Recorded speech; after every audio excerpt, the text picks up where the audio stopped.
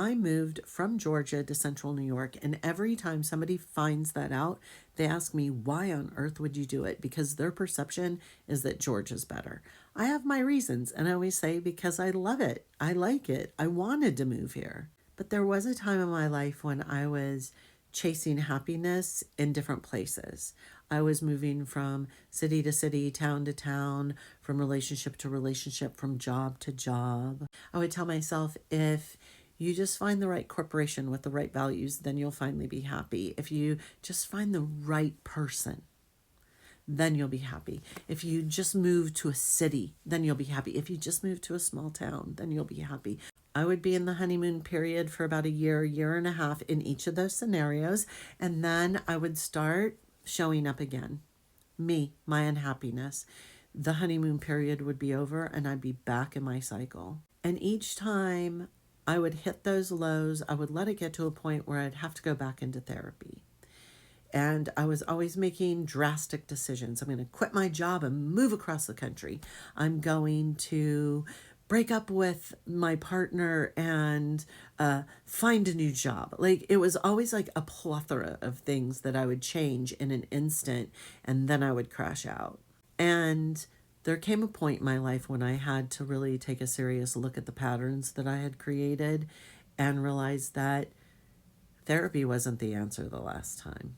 That I really needed to start looking and taking responsibility for my own actions and my own healing and diving deeper into what I was doing.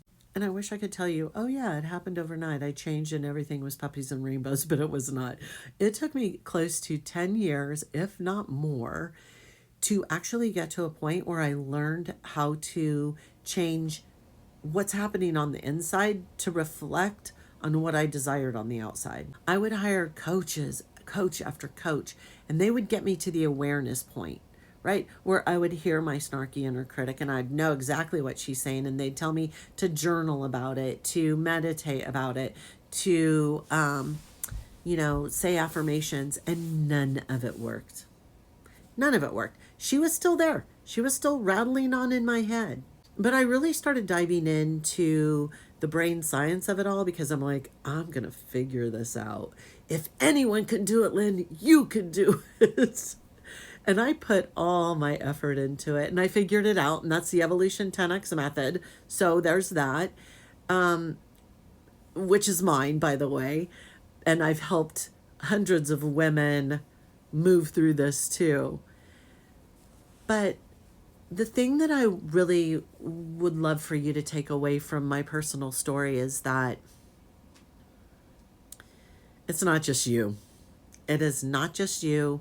And there is a solution, and you don't have to go through it alone. And as a matter of fact, I really encourage you not to, because the 10 something years that it took me, there are so many amazing people out there that can help you move through this process so much faster than it took me, right?